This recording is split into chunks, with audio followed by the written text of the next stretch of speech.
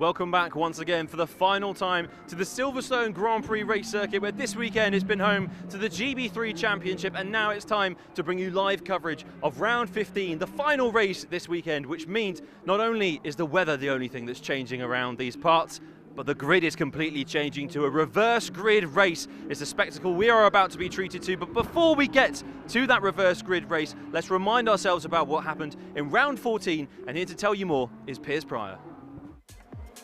Race 2 of the weekend and round 14 of the championship. It was a great start from second on the grid from Mackenzie Cresswell, who would take the lead over Matthew Rees. There was fighting further down the field as Loke was on the inside, but unfortunately Oliver Stewart came to blows and ended up in the gravel, and that would be the end of his race.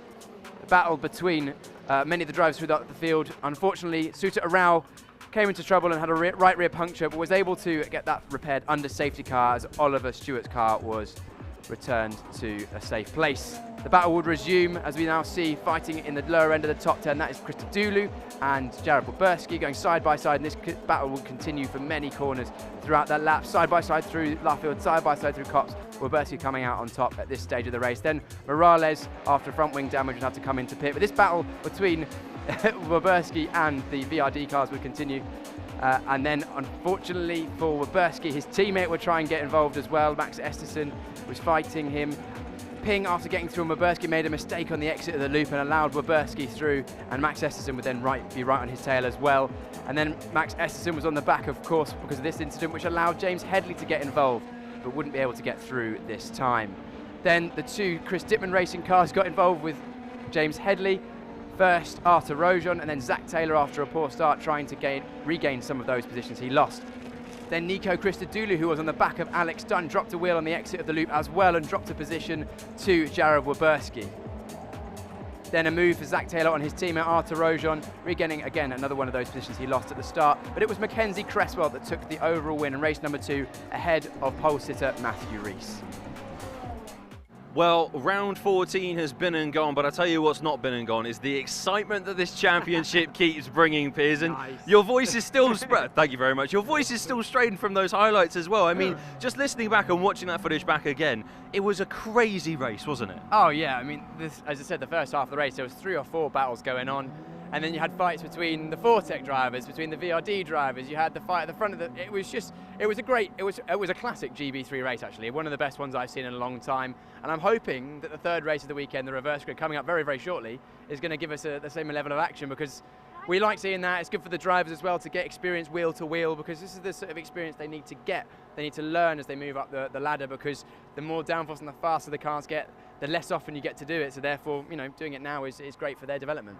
Absolutely. Now let's talk about that final podium that we saw. Obviously, Mackenzie Cresswell taking the victory from Matthew Rees, the pole sitter, but the two of them seem to be in a class of their own for the majority of that race, it must be said. Yeah, they were, I'd say, in a class of their own, because, of course, Mackenzie Cresswell and Matthew Rees not separated by much, about a second. They were almost 4.5 seconds clear of Timothy Kuharczyk in third place, who then was a couple of seconds clear of the rest of the field. And, you know, it shows how competitive it is when our 2 championship leaders, who are now separated, or have been separated by only 1 point for the last 2 races, are in like 4th, 5th, or 5th and 6th, or 4th and 5th, you know, off the back. So that's how tight it is at the front of the field. But again, on that championship battle, I think we've got Alex Dunn right behind us actually. you know, again, 1 point in it between him and Callum Voisin. They had actually some racing on circuit, nearly came together. And it's great to see, you know, really close, hard racing for championship positions. Now let's talk about this championship, because it's getting very, very interesting. As you rightly say, 1 point was separating them going into that race. And Alex Dunn has now lost that championship lead. Callum Voisin is our new championship leader. What sort of stuff can we expect from the two going into the reverse grid race, where we've already heard from Timac on the pit, we've heard from drivers in the grid as well, in the paddock, that it gets very, very aggressive out there and a little bit dangerous sometimes going through those corners. Well, the reverse grid is designed to give the drivers an opportunity to do overtaking, and of course with the reverse grid, naturally the fastest driver starts at the back and the slower drivers start at the front, which then brings the whole grid together. You don't get the grid stringing out like you may do in the race 1 and race 2. And that, of course, means more touch points or more potential for overtakes, but also more potential for drama. Generally, this year we've been pretty good. Not too many comings together, and I'm hoping for the same in this one. But the chances for good racing is higher. But yeah, it's between those two. The level of driving, it's hard to describe to the drivers at home or to the viewers at home who haven't been in the car, because the championship drivers were centimetres apart a couple of times that lap. That race, sorry. Well, it shows you the skill, sorry to butt in, but it shows you the level of skill of those two drivers. At the speed and the they're respect doing. they have for each other as well to allow that racing to happen. It was brilliant for us to watch, it must be said. So, yeah, we can't praise them enough, really, can we? Yeah, and it's great to see such a respectful but hard battle for the championship lead, because you don't want to see championship rivals crashing into each other. That it doesn't look good. Whereas we've been treated to a really, really good season, and I hope it continues until basically the last round of the season when there's 1 point. That would be amazing. We're all winners at the end of the day here at GB3, because every race is even better than the last, and the drama never stops between these drivers as well. 1 point in it currently in the championship, but after that last race, I was able to speak to the race winner himself, Mackenzie Cresswell, and this is what he and some other drivers from across the grid had to say afterwards. Mackenzie, the gamble paid off, the full set of new tyres worked, and you've got the victory. How's it feel? Feels amazing. Yeah, there's a lot of planning going into that race, starting on Thursday, Friday testing. So yeah, we've been thinking that this was probably the right way to go, use 1 set in quali and then save 1 for the race. You lose a little bit in qualifying, you don't get that 2 sets, so you can have 2 goes at it, but it pays off in the race. So yeah, it was the right call, and big thanks to Elite for doing such a good job this weekend, and yeah, finally got a win under my belt. How does this make you feel ahead of the reverse grid race later? Obviously you'll be starting towards the back, but now with the fresh set of wheels on, the car seems to have the pace to give you a victory. Yeah, exactly. It gives me confidence, because I know that I'm as fast as anyone out here, and the car has the pace absolutely to be at the front. So yeah, it's a really good feeling, and it just gives me a lot of confidence going into the reverse grid race. You can overtake run here in the reverse grid race because there's a lot of carnage going on, everyone's on old tyres, so yeah, I think there's a lot of points on offer, so I'm going to be going for it. Alex, you were leading the championship by 1 point, you're now second in the championship by 1 point, so close between you and Callum in the championship, but also on circuit, a great race between you two in race number 2 there.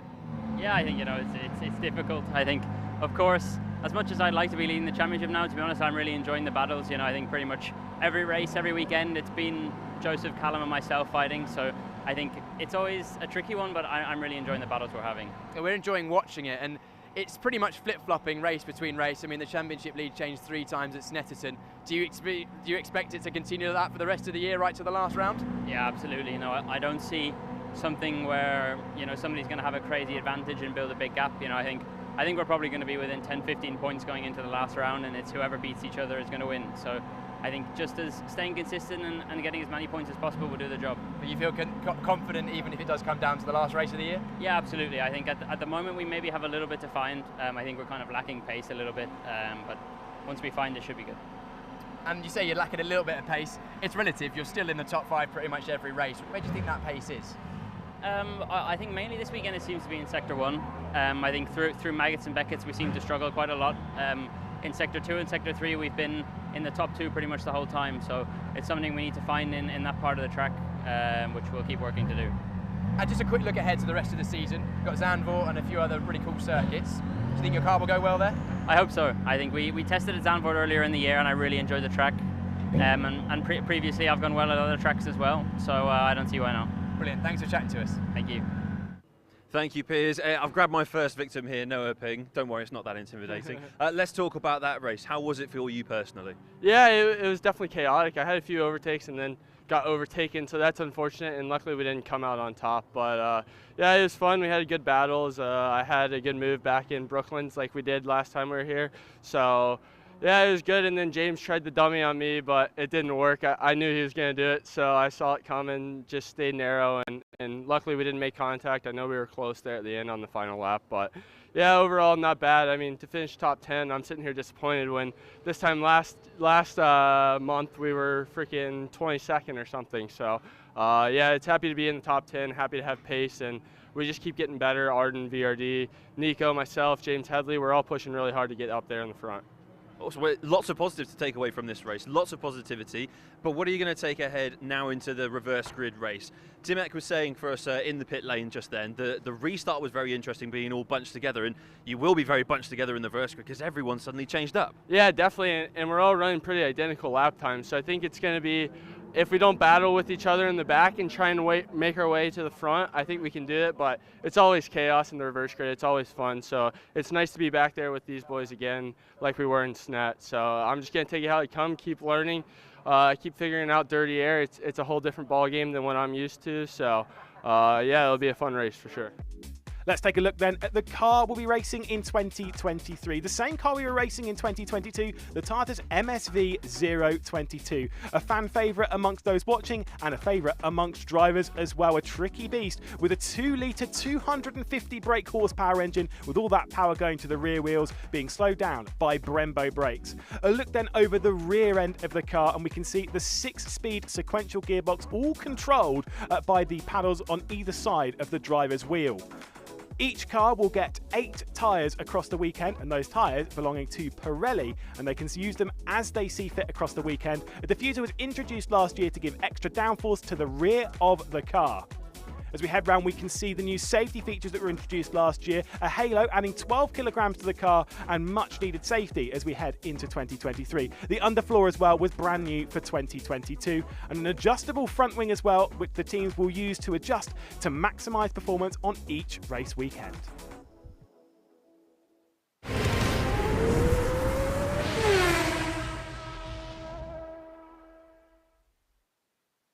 So Nico, we've just had round 14, looking ahead now to the reverse grid race round 15. How do you think personally this race has gone? I think it's going to go pretty well. Final round of Silverstone, it's reverse grid race, so it's going to be carnage again. Just got to see what we can do and let the race play on. It's a circuit that everyone seems to love overtaking on because it's a circuit with plenty of opportunities. Is that how you also read the track? Yeah, track's wide, a lot of flowy corners. It's a good course where you can actually follow close to another car, just like Spa and tracks like that. So yeah, it's a really good racing track. Now your confidence must be up as well, considering that you had really good pace in this recent race. Is that something that's crossed your mind? I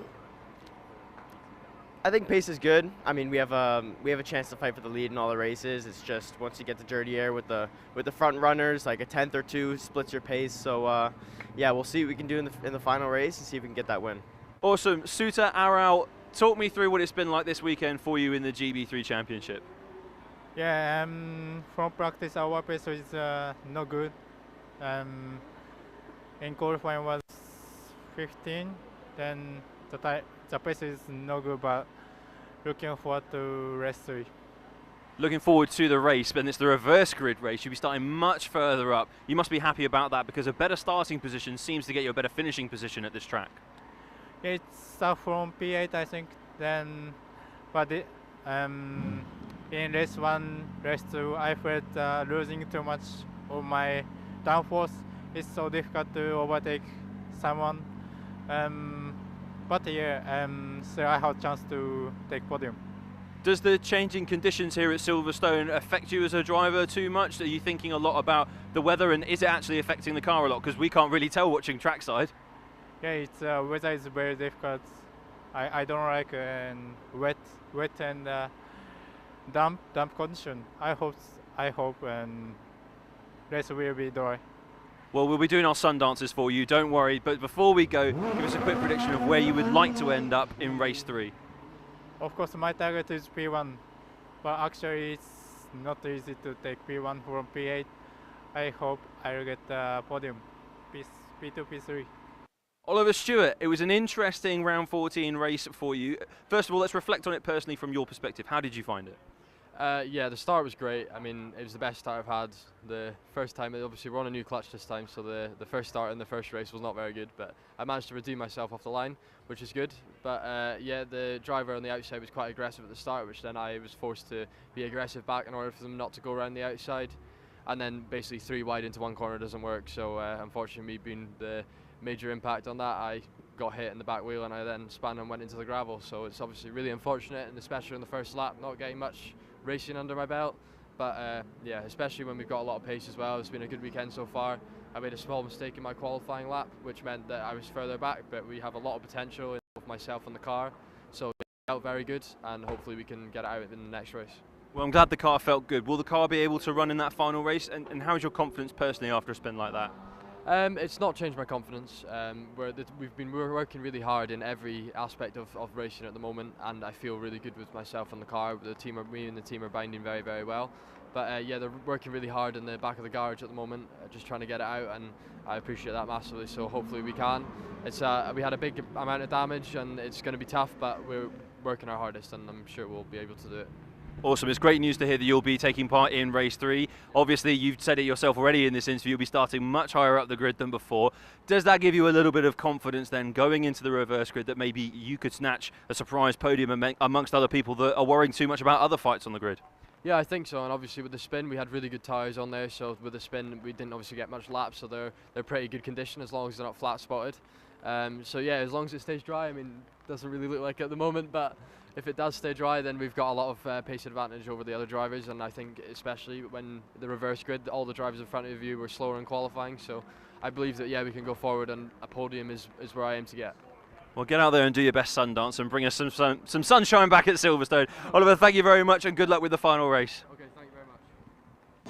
This weekend, we head off to the home of British motorsport, to a circuit which straddles the county lines of Northamptonshire and Buckinghamshire. It's a fantastic venue that stood the test of time in the world of motorsport, opened back in the late 1940s. It has been a true test for many of our drivers for years and years and years, courtesy of some of the most incredible corners in world motorsports: Magus, Beckett and Chapel, Stowe, going around Club, up through Abbey. It is a fantastic venue. Of course, the start-finish straight for us out of Woodcote down towards Copse Corner this weekend over the 18 turns. Some of the most well-known in all of the world, including the end of the Wellington Straight where you've got the Brooklands Corner. 5.9 kilometres or 3.6 miles in old money as they wrestle their way around the circuit, which has very little when it comes to elevation change, courtesy of it being an old airfield back in the 40s. And that is a look around the Silverstone Grand Prix circuit we'll be racing this weekend.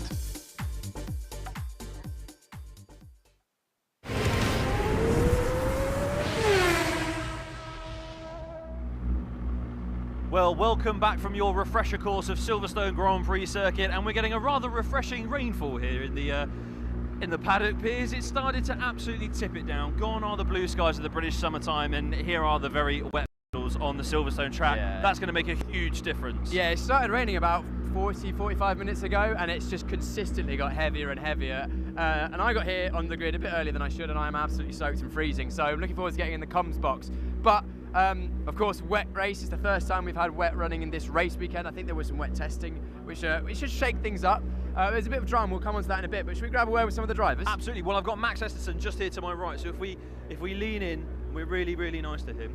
Max, is it all right if we just grab a quick word before the race? So, starting a lot further up the front than you have done in the previous 2 races, you must be feeling in a good place ahead of this one. Yeah, especially since it's wet, it'll be hard to see if you're in the back, so yeah, it's a nice advantage to be closer to the front. We've been speaking a lot this weekend about how you feel like your car has got the pace, but it's just people getting in your way in front of you. Are you going to make an optimistic lunge into that first turn because you want to be right up there with the podium contenders? I don't know. Got to be a bit careful in these conditions because there'll be some carnage, but yeah, I'll try to make some moves and get up front. Also, well, best of luck, Max. Thank you for taking the time to talk to us. Piers, who have you found on the grid? Yeah, well, we've got John Bennett, who, of course, had a really difficult qualifying. John was really quick last time we were here at Silverstone in the dry. But, John, you found yourself somewhere near the front. A bad qualifying for race 1 and 2 puts you in a good position for race 3. It looks like there's trouble for Daniel in front of you. You could probably have quite a good race here, I imagine. Yes, yeah. Very similar conditions to earlier in the year when I won from pole. So, yeah, just looking to go out, have some fun, get a bit sideways, and yeah, see what happens. Not too sideways though. What you know, what's the plan for the start? Are you going to try and get in front as soon as possible, or just let the race come to you? Well, it's a long one, 25 minutes. Obviously, I mean, you can never predict what's going to happen, but yeah, just looking for a clean start. Don't need to really force any moves. I think we know we have good race pace in these conditions. So yeah, just see what happens, and yeah. Best of luck, John. Thanks very much. We'll see how you get on. Where are you? I'm going to see if I can have a quick word in here with Edward Pearce. Can I hide underneath your umbrella very quickly and just ask you, what do you think of this race now that the conditions have completely changed from the first two we've had this weekend? I think it could be our advantage, but we'll see what happens, really, I think. So you're optimistic in the rain. I mean, you're a lot further down the grid than you have been in the previous two races. Are you eyeing up potentially some fast first few laps and then see it out to the end, potentially a podium? That's exactly what we're aiming for. Brilliant. Thank you very much, mate. And well, Piers, there's a bit of drama down at the front right here. Let's talk more about that. What's happened? Well, I believe there's some sort of issue, which is meaning that Daniel Mavliatov, who is on pole, sorry, let the cameraman go through, is on pole, is going to struggle to get away. So we'll see what happens. He might not be able to take his pole position grid slot, but we'll talk more about that later, and I'll be able to see what happens as we go in the commentary box. But we might as well grab a quick ride with Sean Rashid, who is in second place in the grid. Sean, your front row, it looks like there might be an issue for your pole sitter alongside you, so a good chance for a good result for you. Yeah, we'll see.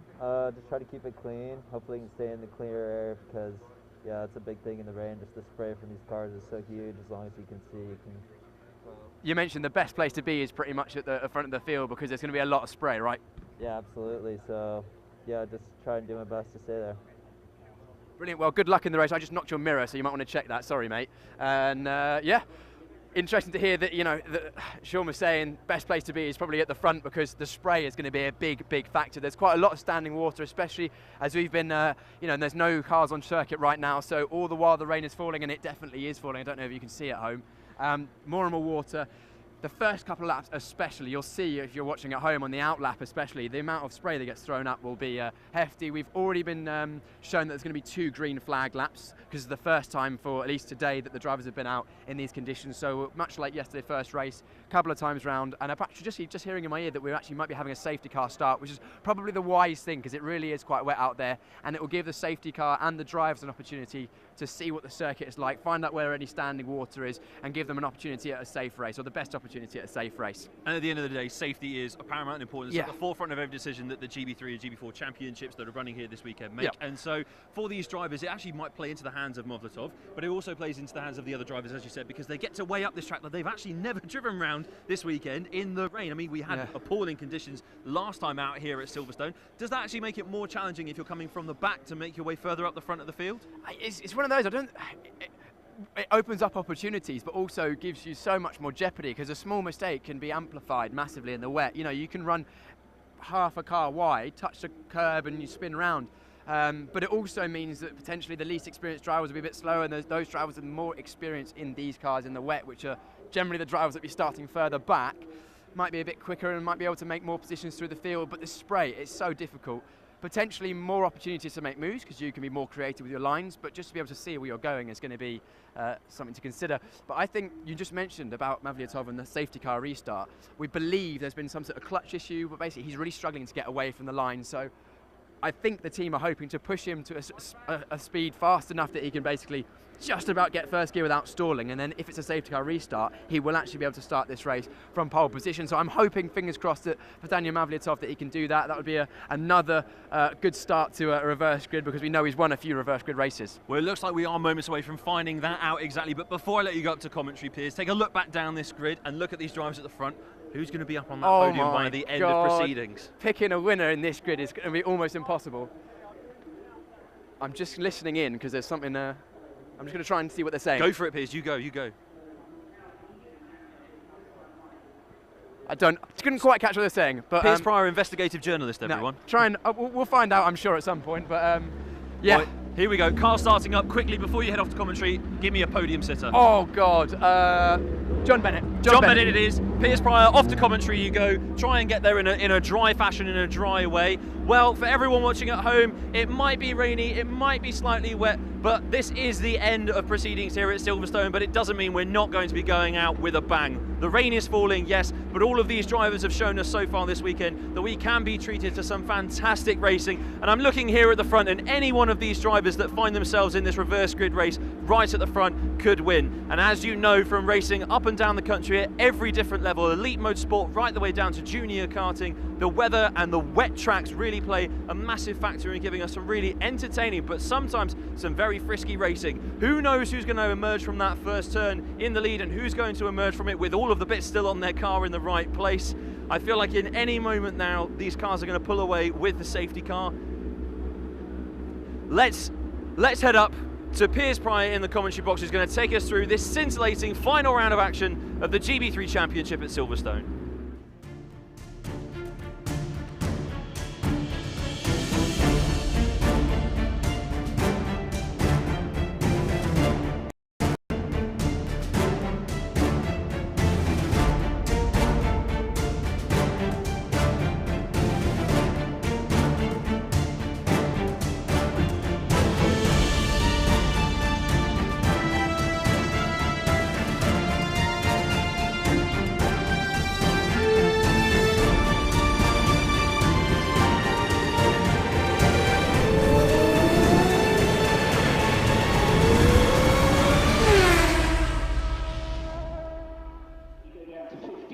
Hello everyone and welcome to the third and final GB3 race of this weekend.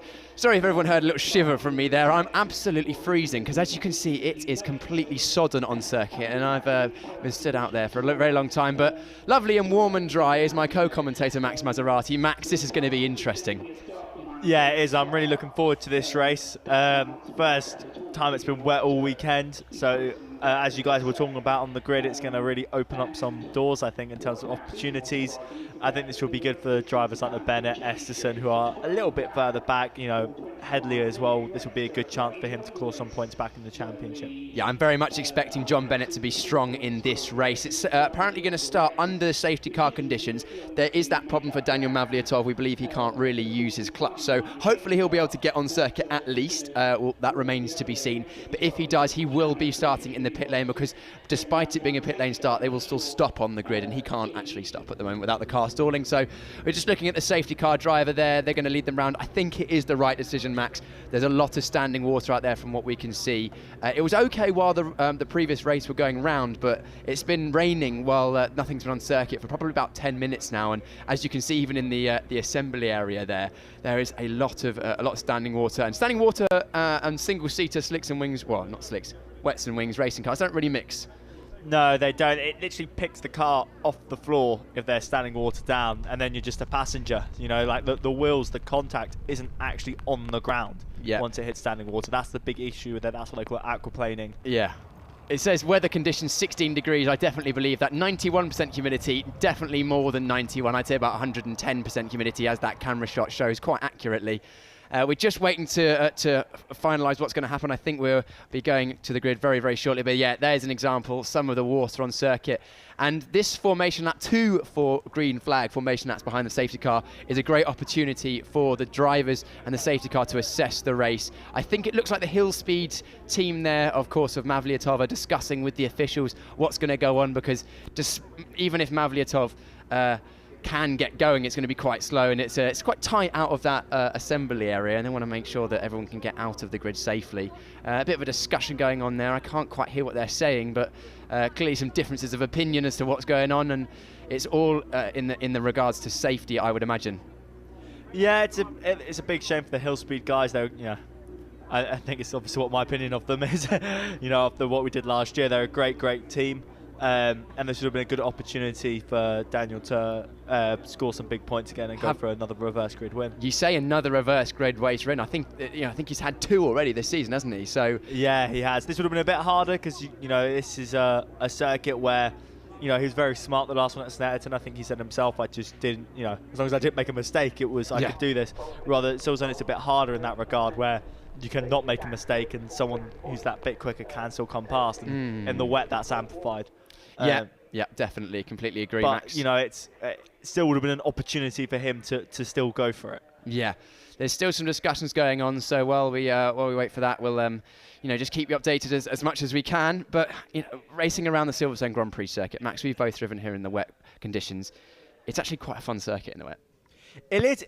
It's different. Snetterton is very much like, if you were to drive that in the wet, it's what they call like typical karting lines, where every single corner is like, you know, extreme, you know, missing the corner almost, and then cutting back on yourself or going around. Yeah. Not quite sure what's going on.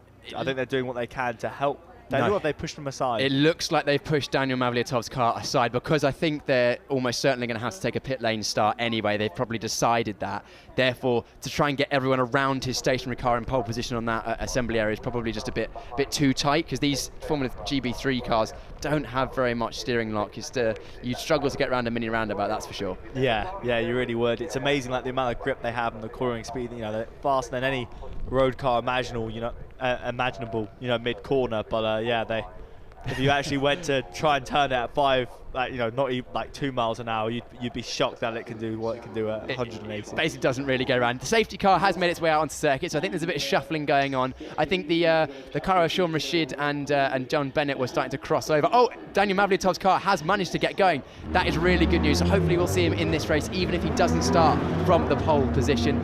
There you see Sean Rashid. We've got a word with him on the grid as well. It's a good opportunity for him to have a good result. He's struggled this year. He's had a few incidents, but this will be a good opportunity for him to have a nice clean race and maybe get a good result for the Douglas team as well. Yeah, it'll be a very good chance for him to do that. Do they line up on the grid? Even if it's a safety car restart? I was under the impression that they are going to drive to the grid. The safety car will drive to the grid, stop on the start-finish line. Everyone will stop in their grid position. They will then get shown the start of the race, because the lights will go green. Okay. 2 formation laps. And but we'll confirm that as we go, because plans may have changed since I was on the Dunbury grid, but it looks like that is what is happening. Up, and look, Sean Rashid's the. Oh no. Yeah, Sean Rashid. Daniel alongside? No, that is John Bennett. Bennett. So Sean Rashid will take over the pole position in the number 32 Douglas Motorsport car. We're looking at him right now, and in the back of shot is the Rodin Carlin car of John Bennett. You can tell his car by the black front and yellow highlights with sort of dark blue flashes. You know, the spray is going to be a massive factor in this race, Max. You can't really see it now because the cars aren't moving, but these cars throw so much water up into the air. For sure. I mean, look at the circuit. It's even now on the cameras, it looks almost like not spray, but it's very misty. The visibility is already not what it was earlier today. Yeah, you can see just the leftist shot, just pulled out a shot. Daniel Mavliatov has pulled into the pit lane, and he will start in the pit lane. And we've also just been given some information that car number 17, which is Oliver Stewart for the Elite Motorsport team, will also start from the pit lane. Not sure what's going on with Oliver's car. Changing tyres, potentially? I can't imagine he was on slicks, unless there was a puncture or something not quite right there, or he's gone to a newer set of wet tyres. Not sure what's going on there, but it shouldn't actually hurt him too much, because he was somewhere in the, I think, towards the back of the field anyway, and potentially making a small change to the setup to potentially give himself a better opportunity. But we'll keep you informed. At this point, green flag at the back of the field will be the official race start, but we will not be able to go racing or change position, because of course it is going to be 2 laps under the safety car. We often see that in Formula 1, starting a wet race when it's this wet under the safety car, because it gives, the drivers an opportunity to feel the conditions, to give them an opportunity to find where the puddles are, to give them an opportunity to feel what these cars feel like, so that when they go racing there's no dangerous. But also there gives the safety car an opportunity to assess the conditions and decide whether it's actually suitable to go racing.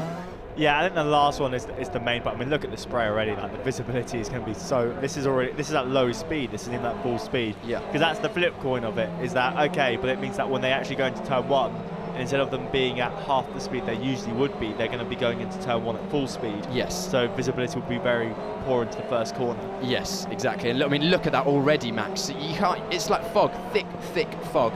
And that is what the drivers at the back of the field will have to contend with. And of course, this is the reverse grid race, a full reverse grid. So the pole sitter in race 1 and 2, Matthew Rees, will be in dead last place, apart from those 2 drivers who are starting from the pit lane. Anyway, there's going to be a slight amendment to the grid. Daniel Mavliatov was supposed to be on pole position, so I'll run you through with this updated grid. So Sean Rashid will now take over first position. John Bennett will be second. Third would be Edward Pearson. Fourth is Gerard Shee in for the Hillspeed team. Fifth is going to be Max Esterson. Then that will be sixth for Arthur Rojon. Seventh for Costa Taparis. Eighth for Suta Arau. Ninth, Lucas Staiko. 10th will then be James Headley. 11th is then David Morales. Noah Ping in 12th. We know Noah's quick in the wet as well. Then 13th will be Jared Waberski. 14th for Nico Christodoulou, because Oliver Stewart is pit lane start as well. 15th for Zach Taylor. Just waiting for us to come through. Yeah, so 15th for Zach Taylor. 16th for Alex Dunn. 17th for Joseph Logue. 18th for Callum Boyson. 19th for Timet Kuharczyk. 20th for Mackenzie Cresswell. And in 21st, not 23rd, is Matthew Rees.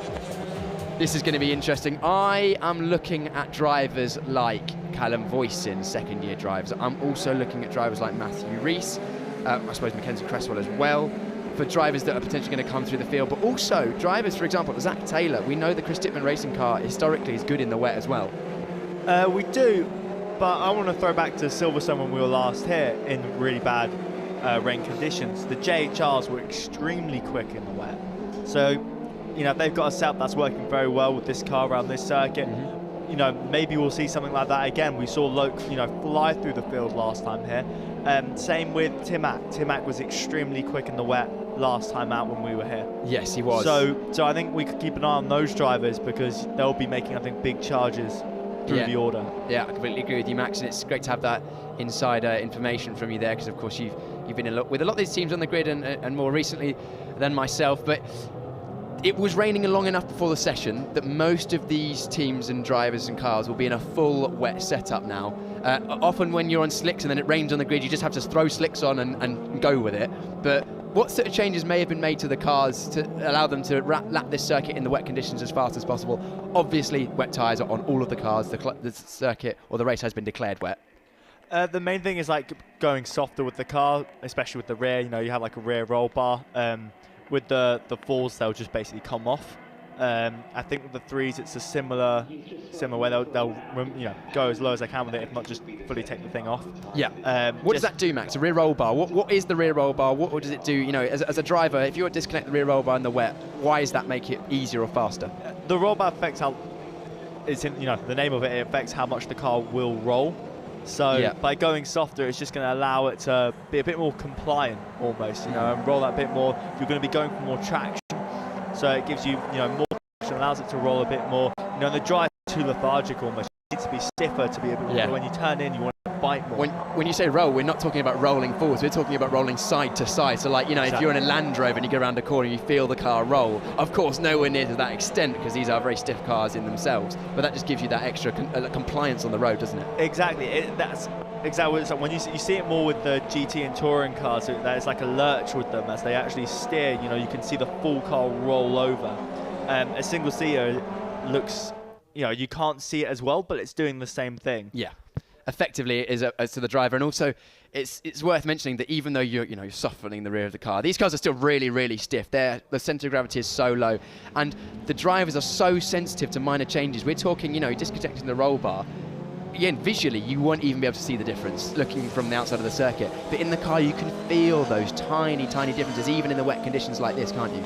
Yeah, you really can. It's huge. It's so big, and it's why that even if you have like an amazing dry setup, we see sometimes teams who may have struggled a little bit this weekend in the dry have an incredible performance in the wet because they might have found something when we came pre-season testing here in the wet with a little bit of the setup, and it's, you know, can be, you know, when you look at the sheets, it will be like a couple mil difference on this, a couple mil difference on that. You wouldn't think, like, how is that possible? But it makes big changes. Yes, these cars are so sensitive. Small changes in camber, ride heights, wing angles can make massive differences to the way the cars perform.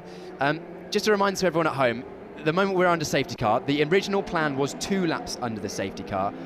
We will find out if it's going to be 2 laps or not, whether it's going to be more or less, if the safety car lights go off down the Wellington Straight. For now, they remain on. If this race does not end up coming off of the safety car, so if the safety car rolls around and then we declare the results as it is, no points will be awarded. However, we hope to get some racing underway because I think it would be great to see these GB3 cars race around this Silverstone Grand Prix circuit, but it is very, very wet out there, so I would completely understand if for safety reasons we don't go racing. Yeah, I think we're going to be lucky. I think we're going to be okay. The circuit does look bad, but I think it's being made to look worse because they're not actually going yet. As soon as the cars start pushing, the tread in the tyres will start moving the water around, and that'll make it better. It's more the visibility that's going to be the big problem at the minute. I mean, look at that camera. Yeah, that's just a camera, and it's weird. It's almost a bit of a catch-22. We kind of need the cars going around at racing speed to clear the water to go racing, but until we go racing, the circuit won't be clear enough to allow us to do so, and the spray is too bad. So we're just kind of figuring it out, and the people with the best view, of course, are the drivers, and then second to that, the safety car driver. And these safety car drivers, they do it week in, week out. Circuits all over the country, all over the world. They will know when it's safe and when it's not safe to go racing. So they will ultimately be reporting back to race control and letting them know the information on circuits so that the race control can make the most informed decision. Looks like for now the safety car lights will remain on unless they go off a second. No, it looks like they're going to remain on as far as I'm aware, because they would have gone off by now. And thing to note, we saw from the rear shot going down the Wellington Straight, Max, that there was rain lights, big flashing red lights on the back of these cars, on the low down on the box, but also new for this year, we have lights that go up the sides of the rear wings. And I think that's a really good addition this year. Yeah, the more visibility in conditions like this, the better. As you remember, I think Snetterton a couple of years ago was like really bad. It was worse than this right now. And I just remember like being in the spray, it just felt like, what it looks like as a driver is that you're just in like a white wall. There's nothing you can't see towards the end of your own car. Really when you see the rain light, you're normally in it. Yeah. So having like something a little bit higher, it just really cuts helps. through. It just cuts through. It's a really good safety addition. It's something so small, but fundamentally it just is a really good safety addition. You can see that on each car there are 3 flashing lights. Was in years gone by there was just the one down low, and it's something that's been included in Formula 1, then it's been filtered down to Formula 2 and Formula 3 and now into GB3, which is great to see, because it's all of these little incremental improvements for the championship, but also for safety, that keep our sport moving forward and also allow these drivers to race at these high speeds as safely as we physically can. Yeah, precisely. It's something that's going to keep on evolving. Through time, it's always going to get better and better. We'll find better ways to, more efficient ways to be safe, and that's how you can't stop progress. And of course, yeah, and it's these incremental improvements that, of course, are good. And just looking at the circuit, it looks like it's getting slightly, I say it's drier. Drier is a relative term. Max, with the cars going around, the standing water on the racing line has reduced. Of course, there's a puddle on the left-hand circuit as Max Esterson, or is that? No, that is Edward Pearson just going through that puddle there. But on the racing line, it looks a little dry, so I'm optimistic we can get some racing underway, because with 22, with 22 or 21 GB3 cars going out there, where hopefully we can get racing. As you can see there, shot of the puddle, the rain has subsided a little bit, so maybe another lap or so under the safety car just to clear the worst of the water. And you can see how good a job these Pirelli wet tyres do at removing the water from between the tyre surface itself and the track, because ultimately that's what the wet tyres do. That's why we have wets and slicks. In the dry, slick tyre, you want as much contact with the road as possible to give you as much grip as possible. In the wet, the slick tyre doesn't work because you have nowhere for the water to go other than push the tyre off the road, whereas the wets, they have grooves in, which allows you to sit down on the tarmac, and it can then flush the water away from the road surface. Yeah, the wet tyre, it's brilliant. I remember the first time, because I came from Formula Ford, which is a tyre that they use in both an all-weather tyre. As a red flag has been brought out. Yeah. Clearly, the safety car driver and the drivers have agreed that it is too wet to go racing as it stands. So for now, red flag. Hopefully that means it will get to stop and then allow the water that's on the circuit to subside somewhat, so we can go racing later on. But we'll keep you posted with that. But continue your thought there, Max, on the wet tyres. I'm trying to remember what I was saying now. You were saying the wet tyres, yes, Ford. So they use a tyre that's used in both the dry and the wet. An all-weather tyre. Yeah, and I remember you come to a car like what was at the time a British 3, now GB3, and you have the wet tyre, and it's like that had more grip in the wet than that did in the dry.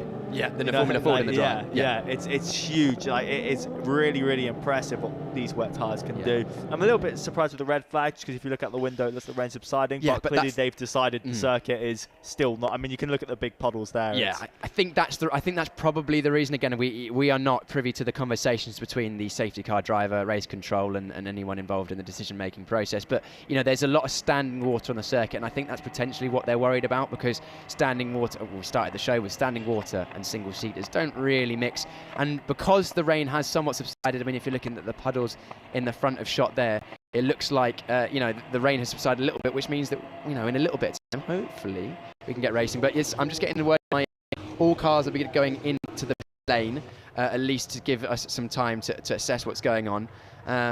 We'll keep you updated with any updates as we get them. Of course, we can't give anything until it's been announced. So it's bit of a weird sort of mental situation now, Max, because the drivers have got themselves G'd up, hyped up for the start of the race, thinking about where am I going to race, where am I going to go, left, right, centre, and it's a really heightened state you have to get in for these races to make sure that you are completely on the ball and are completely focused. And you almost have to force yourself to switch off for a second when there's a red flag like this, don't you? Yeah, you do, and hopefully we will get going again. I think we will. But it is very much reminiscent of when we were here last time at Silverstone. Yeah, just getting another word in our ear and from the series organisers that everyone is going onto the into the pit lane. As you can see, everyone will be stopping outside their garages. The teams will be just with the cars. Drivers will be sitting in the cars, and they're going to reassess the situation in about half an hour's time. So what's the time now? Let's have a look at this. It's 20 past 3, so they're going to reassess what's going to go on at 10 to 4, just to see if we can go racing again. So hopefully we can get a full race distance out of this race number 3. 25 minutes is the race distance, obviously minus any time that we are under the safety car. So I'm not sure what will go on in terms of the laps we have done. I'm sure we'll keep you informed on that as well. Again, we were just on the thought about, we know we've got half an hour now. That information that we've just been given will be given to all the teams, which will then be relayed to the drivers once they stop in their pit boxes. The drivers will have to mentally switch off, because you can't stay switched on from, they were on the grid, at 5 to 3. So they've already been their brain has been active and ready for nearly half an hour now. And with a half an hour guaranteed wait time now, you'd just be mentally fried by the time the race comes around, right? You would. So you're just going to have to unbuckle, jump out, go do whatever, and then have a reset. Even maybe, I don't know if the have a bath. They haven't had a full shower, a full race, I was gonna say, but you could look at onboards maybe and see because you've just been driving around for 2 laps, so and hopefully you'd be finding where the grip was and have a little look and say, okay, I think this was working, I think this wasn't working, and have a little discussion like that. Yeah, just any information you can get to try and go fast, because we know it's going to be a wet race. It's not going to dry out in half an hour. It's so wet out there and it's cold enough. We haven't had enough sun on. But yeah, you can see the drivers getting out the cars because they know it's half an hour. The good thing is, this weekend, because we are co-headlining with the GT Cup, they have garages. These are the garages where the cars have been stored between races, and they kind of drive from these garages round to the assembly area and then back onto the grid. Looks like Christodoulou got very wet there. He was shaking his hands and his gloves. So maybe a change of gloves as well. But they're lucky because they actually have the garages ready there to go. So they've got the back. A lot of these teams have been in this championship for years, especially the Rodin Carlins and Hill Speeds and stuff like that. They have years and years of footage and onboards and data from drivers gone by and sessions, and they'll be able to look and be like, right, when we were fast, 3 years ago at this circuit in the wet, this is the lines we were taking, so they can take information from that. They'll be hearing from the engineers, of course, because a lot of these engineers have been working with these cars for years as well. And it's just all about trying to absorb as much information to give you the best opportunity to be the best prepared driver on the grid when we do go racing eventually. Yeah, they would have done a lot of their wet stuff probably before that session anyway, but I mean, it never hurts to look again. At this point, it's so wet. Looking at that shot, you hit that patch there, you're sailing on for quite a bit. And the problem is, because they're not out on circuit now, any rain that does fall is not going to go anywhere. Really. No, I don't know how they can really clear it. That's the only downside, I suppose, of Silverstone being such a flat circuit, is that generally it hasn't got anywhere for the water to go. You might get less rivers, because for somewhere like Brands Hatch Grand Prix circuit or Alton Park, it's almost famous for rivers forming across the road. And because those rivers are often where you get the standing water and it can feel bad. But for now, we're going to head down to the pit lane, because I think we're going to grab a word with James, who's got a bit more insight for us down there. James, over to you. Thank you, Piers. My insight for you initially is that it is still wet. There are puddles. If you get the camera to look, Ben, you can see there's puddles galore down this pit straight. You can see just outside the front of the garages as well, there's plenty of standing water. And I'm just going to back my way down the grid as well. I'm so sorry, Ben. This is going to feel very, very improvised. But the drivers have been caught off guard. We've been caught off guard by this wet weather, and we're going to see if we can try and sneak some words in with the drivers themselves, because we're going to obviously have this long delay. John, can we sneak in with you quickly? Can we grab a quick word? What is the track actually looking like out there? Because from our cameras, we can't really see much at all because of the amount of water. Yeah, it is very wet. I'd say probably wetter than it was earlier in the year in race 1. Yeah, not really sure what's going to happen. If the race will get restarted later or if just cancelled, whatever. Yeah, I mean, I'd love to race. So yeah, if we get going as soon as possible, I'd be down for that. But I know you'd love to race because you've been looking forward to this all weekend. This is the race that you keep telling me you're excited to be at the front. We all know you've got the pace to take a win potentially from the front of this reverse grid. So you really want to just get this restarted, don't you? Yeah, exactly. Yeah, I'd love us to get it underway. But obviously, like, safety is the #1 priority. But yeah, we'll see what the weather does. You're so well media trained, John. It's fantastic. Safety is the #1 priority. I'm looking around the rest of the Carlin garage, seeing if anyone else would like to have a chat with us. Let's bring in this lovely young man. His hair's still in fantastic nick, actually, for a wet race currently. What's the track like for you out there currently? Oh, it's so wet. It's barely see the cars in front with their rain lights, so it's definitely too wet to race. And hopefully, if it dies down, I might get back out there, but I'm not too sure if we will. You must be pretty glad that they introduced the rear wing tail lights as well this year, so you've got extra lights so that you can try and see each other a little bit better too, but it still hasn't really made much of a difference, I guess. No, not really. You do have a little bit more light, but when it's this wet, it doesn't really make a difference. Yeah, it's just so wet out there. I can't believe it. It's so wet out there. Look, if you're not taking my word for it, we're going to take your word for it now. I'm going to let you get back in the garage with the rest of the Carlin guys to do your sun dancing. That's absolutely fine. Ben and I are going to try and wander our way down the grid as carefully as we possibly can, because, as I say, there is a lot of standing water. The Douglas Motorsport team looking very busy there in the garage already.